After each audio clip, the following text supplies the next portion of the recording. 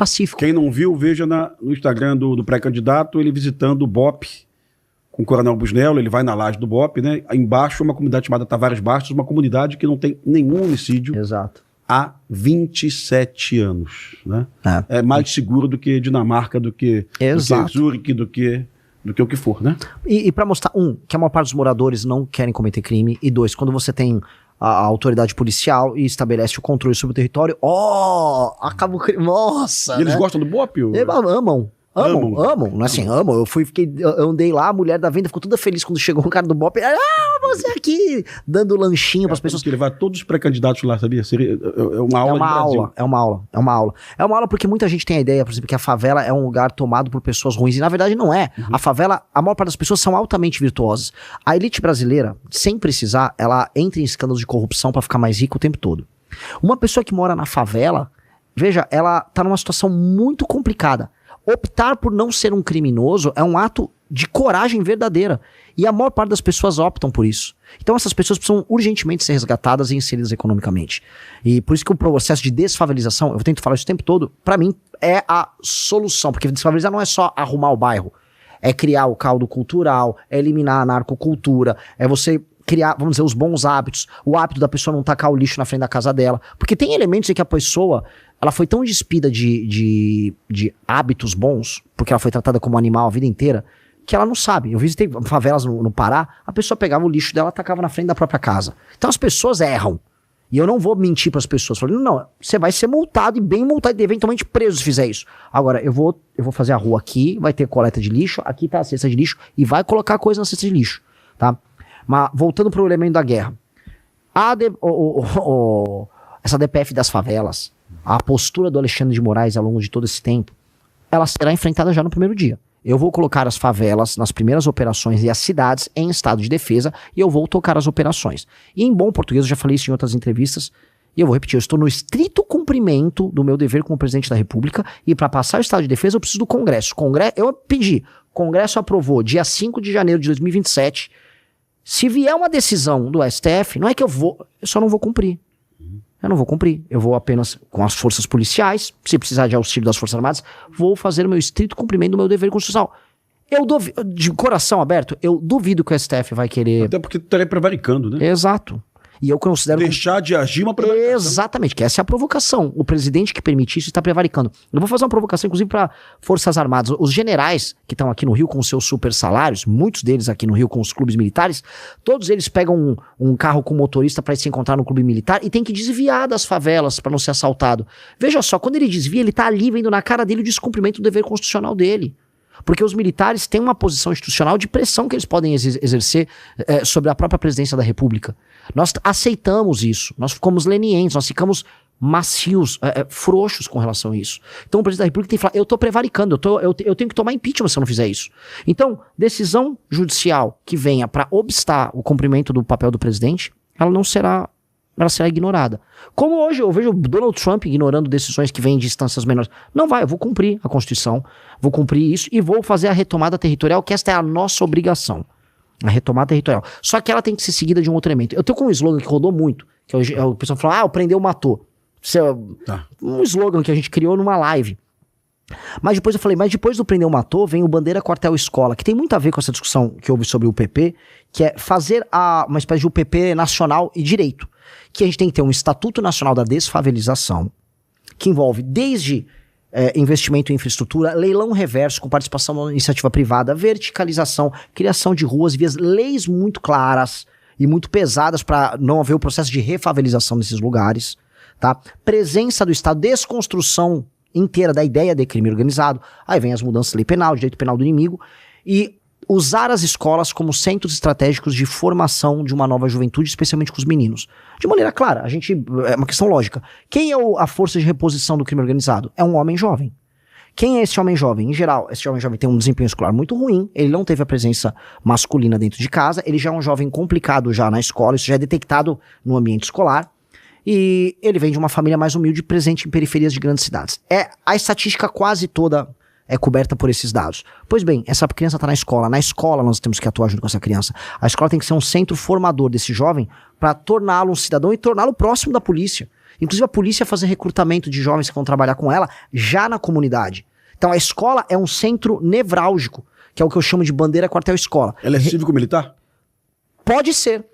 Alguns lugares sim, outros não. Não dá pra... Muita gente fala, Renan, você gosta desse modelo cívico-militar? Adoro, só que custa muito mais caro. E, infelizmente eu vivo num país quebrado, eu vou precisar fazer minhas reformas fiscais pra resolver. Adoraria ter escola cívico-militar em todos os lugares, porque funciona e tá comprovado que funciona.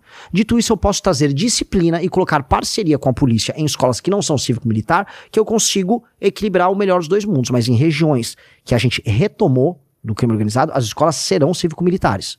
Precisam ser. Aquele jovem que hoje é cooptado pela narcocultura, ele tem que ser trazido à cultura brasileira e uma cultura com exemplo e com uma figura masculina, para dar exemplo. O professor de educação física, o policial que tá ali, exercícios físicos, aulas de reforço. Esse menino tem que ter um acompanhamento, que é ele que eu não vou deixar entrar pro crime. Se eu não deixo esse menino entrar pro crime, e não havendo mais a facção, a gente rompe o ciclo. Que é tentar fazer o que a UPP fez, agora de uma maneira nacional, que eu tô falando, o Estatuto Nacional da Desfavelização, com o segundo slogan que eu chamo de bandeira quartel-escola, é tomei o território, bandeira nacional, ou seja, aquilo voltou a pertencer ao Estado brasileiro, quartel, as forças policiais vão montar um aparato logístico e operacional para manter o controle sobre aquilo, e a escola, a formação do jovem. Esta é a ideia da desfavelização nossa, pra gente romper esse ciclo, que é um processo que vai demorar 10 a 15 anos, para transformar o Brasil em um lugar, e as nossas cidades em lugares habitáveis.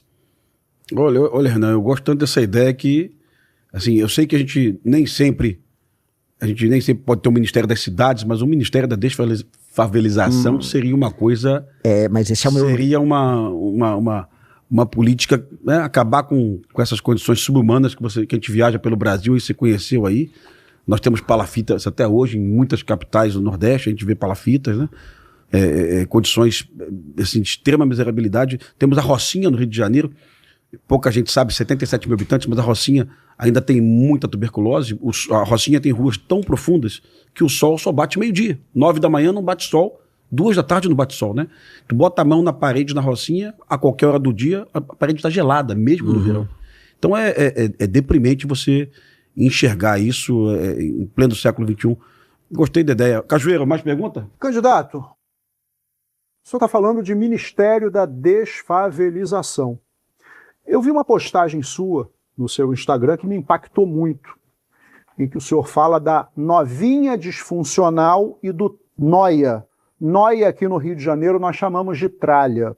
Mas a realidade é a seguinte, adianta criar um Ministério da Desfavelização se a gente não vai repensar as causas da favelização? E aqui eu vou lhe trazer um exemplo, que agora eu vou lá para a narcocultura. Eu trabalho na área de investigação e hoje o Rio de Janeiro tem uma demanda muito grande com tráfico de droga sintética, que é polo produtor, estão mandando muito através de aplicativo de entrega, e aí aquele negócio, usando dados de terceiro, como remetentes. Dia desse, eu com a investigação dessa em andamento, vou chamar ele hipoteticamente de Seu João. Seu João mora no complexo do Chapadão. O candidato não conhece, mas eu, Pimentel, o Coronel Cajueiro, sabemos que para entrar no complexo do Chapadão é necessário uma mega operação com algumas centenas de policiais, carros blindados, helicópteros. Seu João é chamado e falou, meu filho, eu não sei de nada disso. Eu moro no Chapadão, sou porteiro no Leblon, minha mulher é diarista, e aí eu perguntei, porque a gente como polícia, né, a gente sempre pensa no pior, né? Quantos filhos o senhor tem? Porque a gente pensa no filho. E ele me falou que ele tinha 5 filhos. Inclusive 2 deles, um de 14 e outro de 13. E aí entra a narcocultura. Então a primeira pergunta é, adianta criar o Ministério da Desfavelização se a gente não vai olhar para a causa do problema da favelização? E tem como consequência exatamente isso que eu vou lhe narrar. O seu João fala para mim, meu filho, eu ganho um salário mínimo e meio lá no Leblon. E de vez em quando faço servicinho para madame, troco um chuveiro e tal. Ele, naquela realidade do Chapadão, ele, né, não está mal de vida, digamos assim. A mulher dele também trabalha como diarista na Zona Sul. Só que 2 desses filhos, um tem 14 e outro tem 13, é o que ele fala. Eu mando eles para a escola pública, em que eles, em tese, vão se formar, mas se transformam em analfabetos funcionais. E o símbolo de sucesso na vida para eles, quem é? É o pai, que trabalha como porteiro? Não. O símbolo de sucesso é o tralha. De maneira bem clara, vamos lá. Eu adoro o assunto da origem, não só a origem das favelas, mas da cultura de favela, eu gosto de estudar. Esses são os temas que eu mais me detenho, eu adoro isso. Vamos lá. Naturalmente, para você ter um sistema de poder, você precisa de uma cultura que a justifique. Isso aqui, quem fala isso é o Karl Marx. A superestrutura, ela é determinada pela estrutura. Ou seja, se você tem um esquema de poder que envolve o domínio territorial de um grupo narcotraficante com seu bando militarizado tomando o controle de uma área, você vai precisar criar uma cultura que justifique essa dominação. E a cultura, a narcocultura, a cultura do tráfico, a cultura do funk, é a cultura que justifica a dominância deles naquele território e mais deles para fora do território. Então, um cara como o Oruan, o MC Pose do Rodo, eles são embaixadores da cultura do narcotráfico para fora. Então, quando eles vão e tocam no Lollapalooza, e aí o Oruan tira uma camisa e fala, solta meu pai, ele está como um embaixador do Comando Vermelho. Estão avisando pro mundo ali fora, olha, isso é muito importante pro meu povo. E aí as pessoas lá fora dançam e falam, olha, isso é importante para mim também. E aí você coloniza culturalmente as pessoas. A estrutura saiu de uma questão meramente interna dentro das favelas, em que eles justificam o poder lá dentro, e tem essas festas que a gente tá vendo aqui, para as pessoas do tal do asfalto, usando uma terminologia que é muito usada aqui no Rio, morro e asfalto, elas naturalizarem a existência do crime organizado sem morar nas favelas ou sem morar nos bairros controlados. E esse foi o estágio que o Brasil tá chegando de transformação em narco-estado. Pose do Rodo, Oruan, mas inúmeras outras figuras. É uma naturalização de um determinado modo de vida. Para destruir isso, são de duas maneiras. Você tem que destruir a estrutura e a superestrutura. E você vai precisar fazer um trabalho, entendendo que o Brasil vive em guerra, de proibição da cultura do funk. Aí você vai falar, o Renan quer censura. Aí vai aparecer o Caetano Veloso, o Chico Buarque falando, não, calma. Na Dinamarca, a grande democracia dinamarquesa, se eu fizer, vamos dizer, propaganda de determinadas facções, tem uma facção específica ali, eu vou preso, eu não posso divulgar, não posso sustentar símbolos. As democracias precisam se proteger disso. Se eu for fazer propaganda de um determinado grupo terrorista na França, eu vou ter problemas. As legislações das democracias protegem a democracia disso. A nossa democracia não se protege. O nazismo na Alemanha é um exemplo muito claro. Então, nós vamos precisar atuar entendendo que nós estamos em guerra. Estamos em guerra? Bom, temos número de morte policial com número de guerra. Morte de cidadãos civis com número de guerra. É guerra. As armas são de guerra? São. Então é guerra. Então você não vai ter música do seu inimigo tocando no seu território. Você não vai ter festas criando essa estrutura. Porque ela não é só no final de propaganda, também é de financiamento. Porque a lavagem do dinheiro também passa por essas festas. Pose do Rodo aqui no Rio, em São Paulo, MC Rian, que lavava dinheiro do PCC. Então, essa estrutura tá toda pronta. Agora, eu vou avançar um pouco na questão da favela, porque a favela tem um elemento que é muito interessante. De onde surgiram as favelas? Já havia favela no Rio. São Paulo, até os anos 50, não tinha favela. Tinha o tal do cortiço. As favelas surgiram porque você teve você tinha uma natalidade muito grande nos anos 40, 50, 60, 70, 80, e um processo de migração, especialmente da região Nordeste e de Minas Gerais, para as grandes capitais. Isso aconteceu em todos os lugares. Mesmo no Nordeste, uma pessoa do interior de Pernambuco ia para Recife, uma pessoa do interior do Ceará ia para Fortaleza. Essas pessoas, o Estado brasileiro, até os anos 70, ele tinha alguma capacidade de investimento em infraestrutura. Isso quebra ali na crise do petróleo, e quando vem a Constituição de 88, que aumenta muito o custeio com folha, e aumenta as despesas, que ela constitucionaliza saúde, educação, etc., o Estado não fica com dinheiro para investir. Então ele não investe em infraestrutura, e isso inclui infraestrutura de habitação. Então todas essas pessoas migraram para essas cidades, não tinha infraestrutura, surgem as favelas, o Estado não resolve a favela, e como ele não tinha condição de resolver nada, nem da educação, nem colocar segurança, nem habitação, nem saneamento básico, ele largou. E ao largar, surge essa cultura num lugar que está largado por tudo. Então o Estado, vamos colocar de maneira bem clara, especialmente dos anos 80 em diante, o Estado brasileiro larga a mão das favelas, e elas viram essas comunidades autônomas com cultura própria, linguagem própria, autoridade própria, as facções políticas, e economia própria, informal.